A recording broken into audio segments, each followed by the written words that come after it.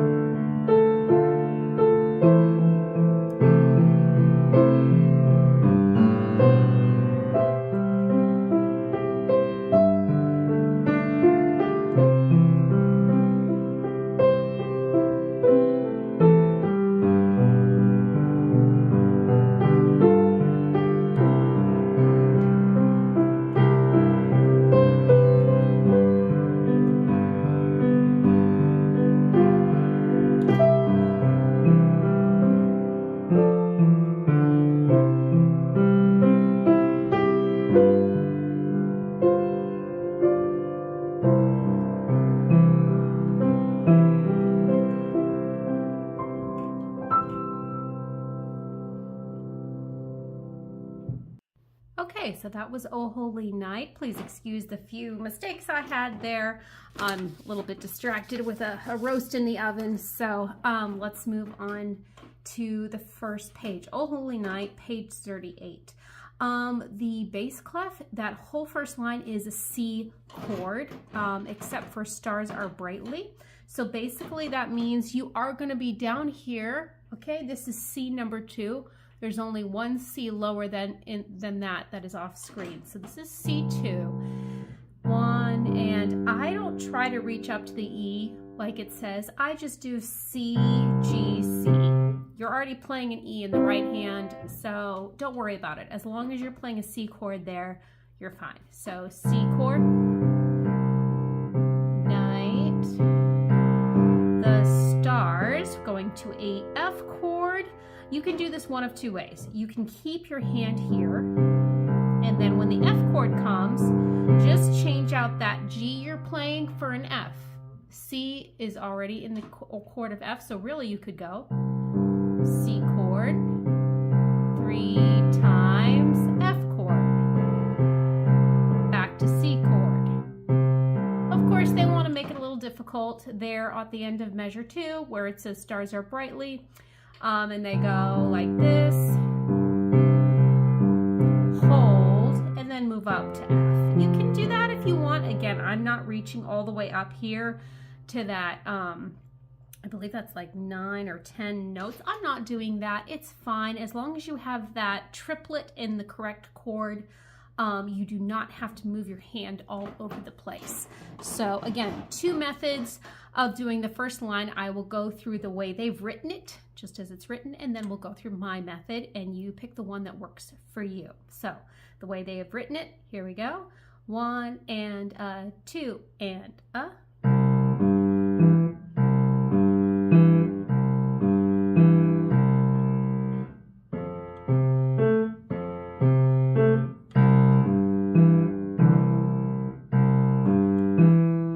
So that is the way it's written. I think it's very awkward, especially with this very large stretch. I have a big hand, but even this is kind of a lot. I can get to it.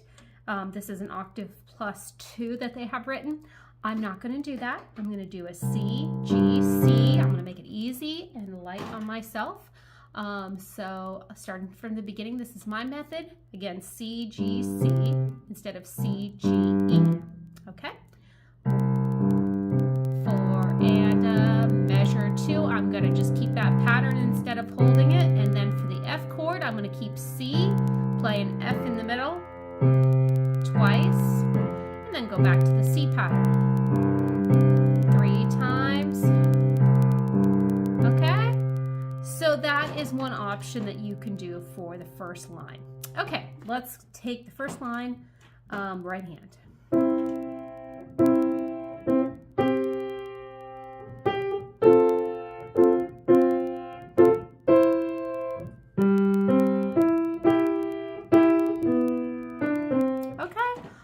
Again, I don't really try to bother with a lot of the mid notes. If I can reach them, fantastic, but if only if I can do it easily, because my goal is to have a nice flowing song.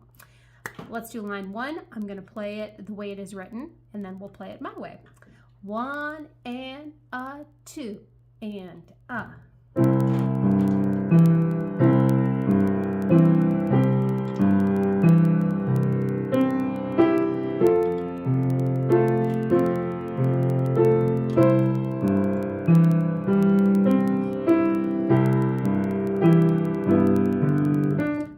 Now we're going to play it my way. 1 and a, 2 and a.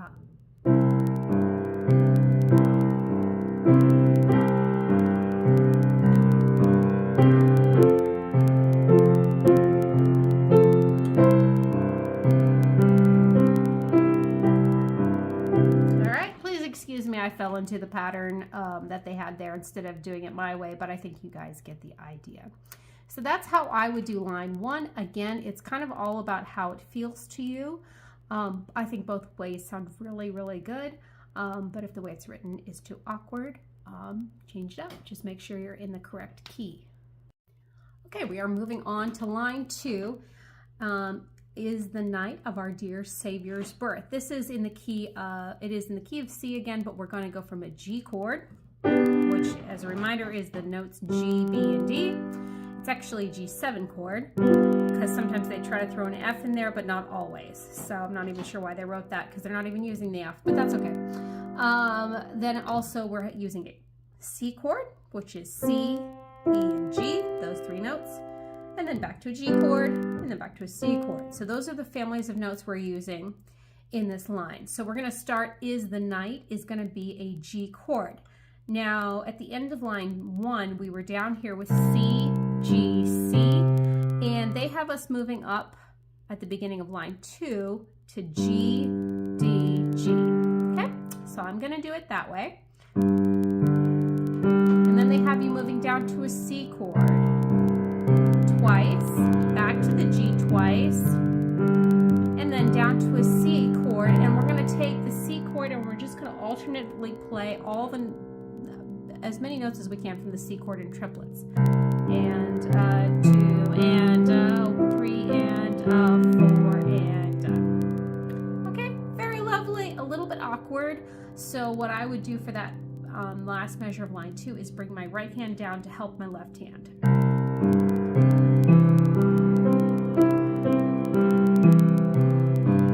All right, and then you're in a good position for line 3 to get long, light, the word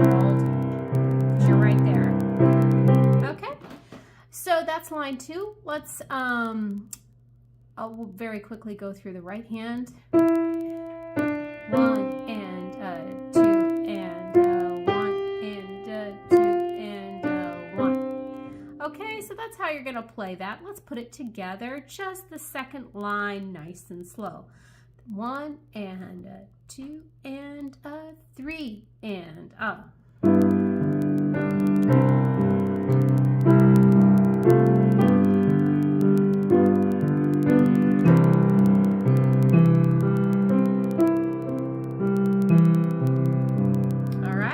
From the beginning, first 2 lines. Here we go, nice and slow. 1 and 2 and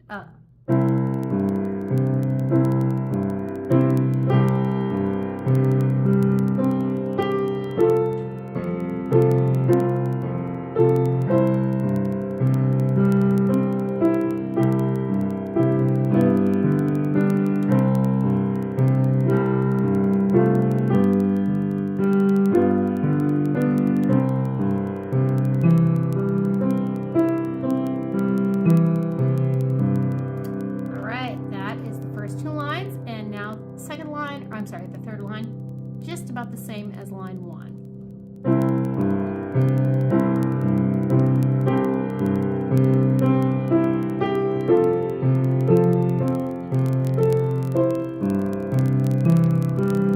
All right, so that's line 3. Let's take it apart a little bit here. Long lay the world. C chord. F chord. Again, you can go up like this. That's easier for you. Go for it. Okay. So I'm not playing every note exactly, but I'm doing generally what it says. At that last measure, they have written C, G, E. Again, I'm not bothering to stretch up there. I'm playing C, G, C. So then, since I'm a little, I haven't quite got up to the E yet, I'm going to play the E now with my right hand, but I'm still going to make it a triplet. It's all about the triplets. So whatever notes you can fit from the chord and the triplet, do that, okay? It doesn't matter if you get all the way up to the E. It matters if you play a triplet. 1 and 2 and okay? Right hand, very simple.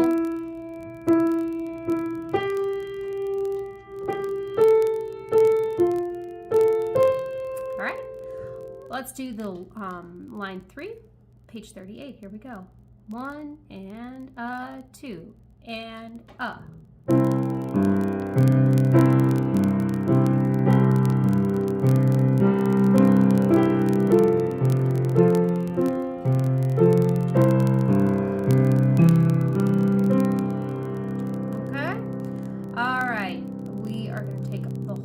first page all at once. 1 and 2 and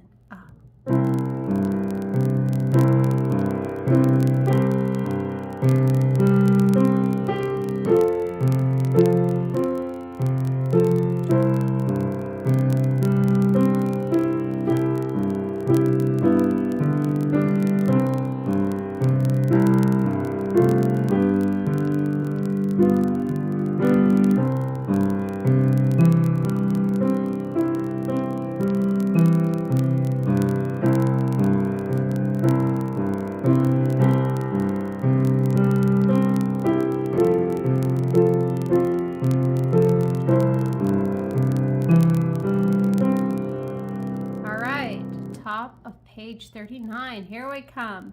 This is going to be a little different. We are playing with chords B7 and E minor. So a B7 chord would be, okay, they're actually making this, they're using a G sharp and they're using a D sharp. So it's actually a B major 7. Normally it would be a diminished chord, which means you have all small intervals or minor thirds here. That's a minor third because there's only 2 half steps between B and D. And from D to F is also a minor third, only 2 half steps, but they are lifting the D. Okay. Happier sound there, so they're giving putting a wider space between the first and third, making it a major chord, and they're also making the F major. So now this is a happy chord. We're adding an A. Okay, so that's that's a B major 7. That's the chord you're using at the beginning of line 1, page 39. Then you have an E minor chord, okay? E minor is E, G, and B. Okay, hear that sound? And then back to the B7, the E minor. Beautiful chords. Very interesting. All right, let's take the left hand. Starting down here, we're still on C, but then we switch very quickly to B7. So here we go. 1 and 2 and up.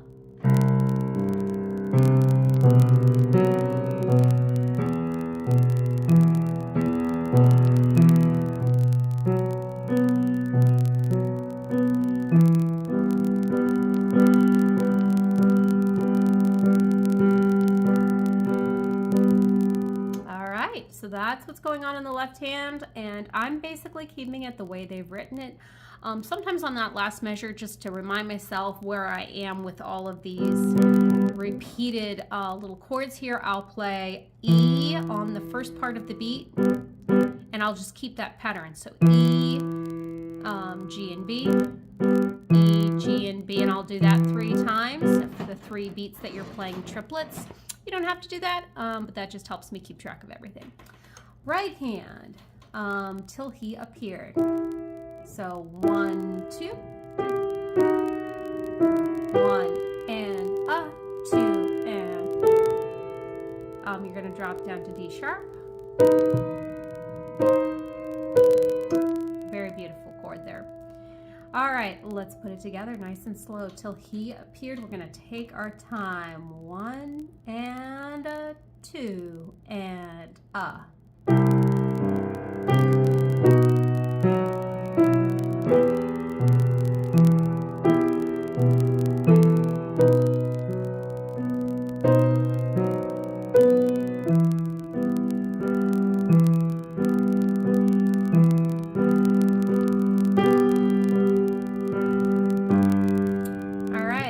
that is all of line 1, page 39.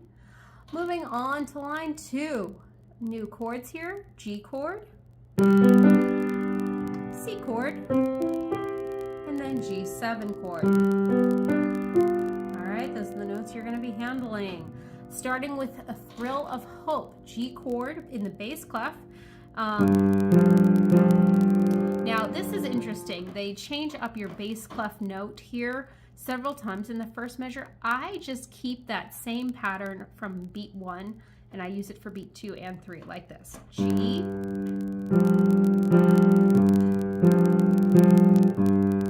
and then I'm in position for that last measure, for that last beat, which is G, A, B. You can do that if you want, or you can go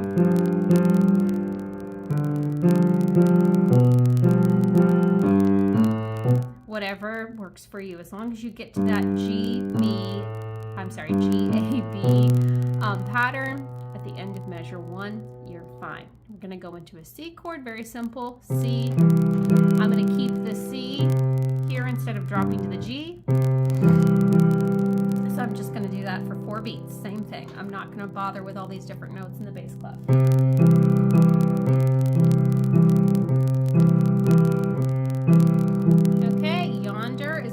Low G. Okay, and breaks. Okay. So let's try this all together. Oh, I'm sorry, I forgot. Right hand. Thrill of hope. Here we go. 1 and 2 and 3 and 4 and 1 and 2 and 3 and keeping that C, and now dropping down to a B for our low note.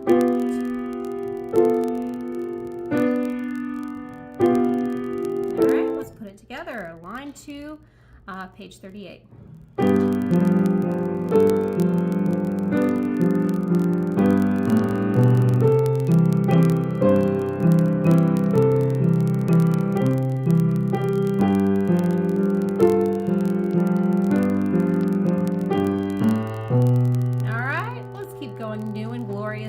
Basically the same as measure 2 from the last line, where we said weary world rejoices. New and Glorious Morn is almost the exact same measure, so let's keep going.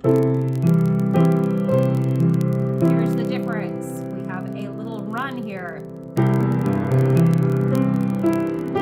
Okay, which is basically a C chord, C chord.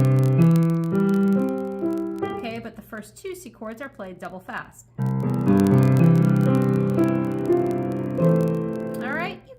You want, you can also just keep going with a C pattern, but instead of doing this, you can go, and that would fill your time if you just keep the same exact pattern, because the run is double time. So we can do this two ways. I'll start New and Glorious Morn the way they've written it, and then I'll play the same measure 2 of line 3, page 39.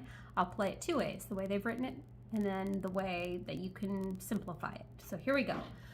3 and a, 4 and a.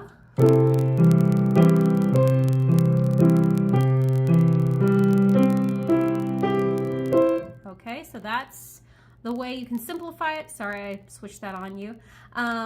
Here's the way it's written. 3 and a, 4 and a.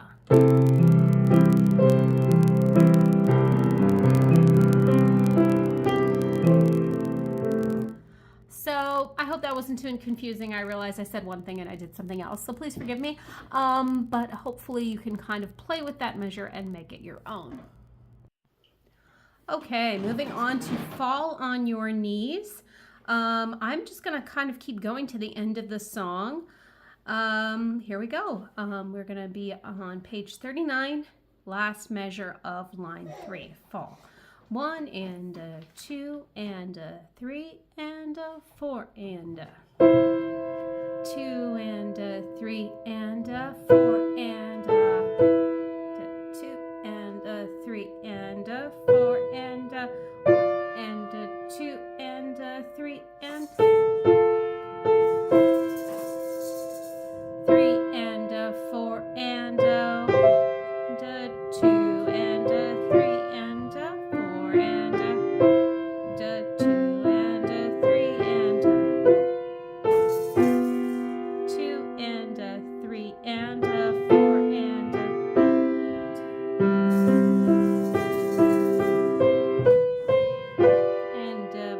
G7 there with F, G, B, and D. I would try to hit all that if I could, especially the F. It gives some tension there. And 2 and 3 and rolling this chord like that, but a little quicker. And 2 and 3 and 4 and 2 and 2 and 3 and 4. Okay, so that is just played as written, very straightforward. And I really don't have anything to say about that, so let's head back to the refrain. Fall on your knees with the A minor chord. In the bass clef, we're going to be here, and we're going to have this kind of driving. Okay, and you're going to be in triplets, so 1 and 2 and 4 and 1 and 2. Oh, here is a D minor chord. If you cannot reach the D, A, D, that's fine. Just play D and A. 1 and 2 and 3 and 4 and 2 and 2 and 3 and 4 and 2 and 3 and 4.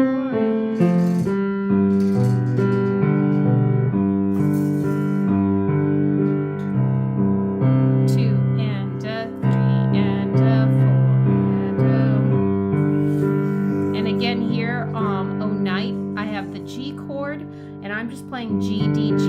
They do not have it written this way, but I find it too difficult to hit that B every time, and sometimes I miss it.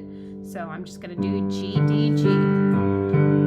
3 and 4 and divine. Drop it down to a C chord. And we're going to come up here like this. 3 and bring your thumb down to the F. 4 and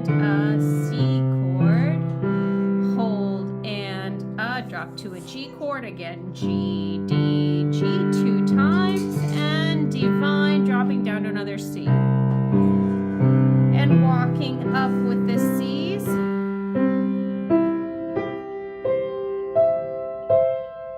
Okay, so that is how it is done. I am kind of rushing through this last page a little bit because I have dinner going and this is getting really long, but it is very straightforward. Let's try it from fall on your knees, both hands together. See if you can keep up with me. Again, flow is everything and timing. If you do not hit all of the notes, there are many notes, and it's quite all right if you miss one or two, even if it is a big melody note. It's more important to keep your time. So let's take our time slow so we can keep up. Fall on your knees. 3 and a 4 and a.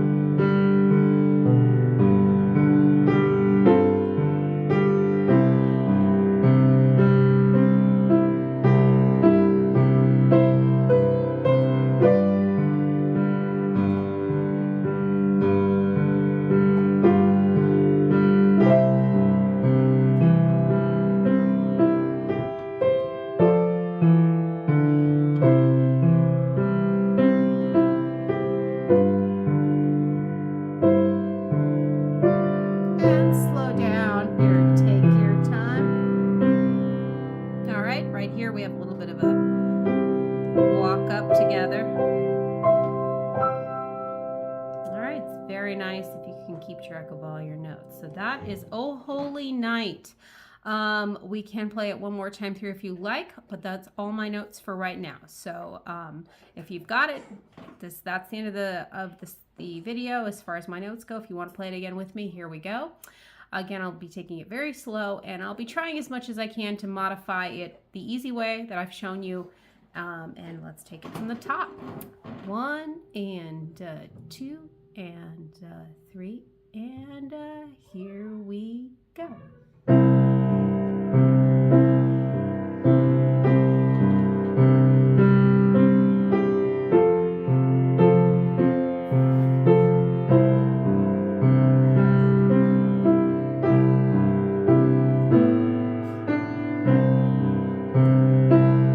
Keep going through your mistakes. They happen. Don't worry about it.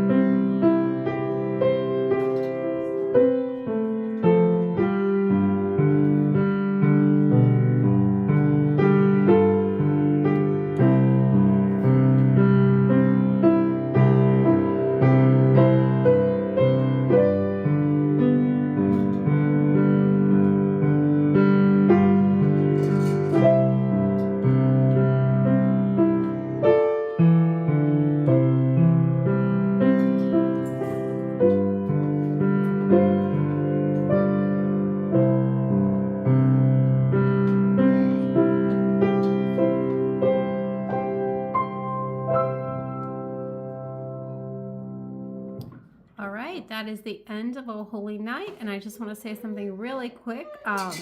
There were a few mistakes I made in this. I'm sure you guys noticed.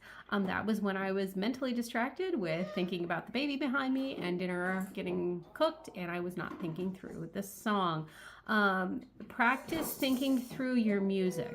We practice with our hands and our technique, and we also need to practice our thoughts so that we are thinking the same thing every time, because our thoughts control our actions. So if I'm worried about something else, I am distracted and not paying attention. So that was what happened there. So good learning opportunity. Hope that helps. If you have any questions, leave it in the comments. Have a great day, pianists, and just enjoy yourselves.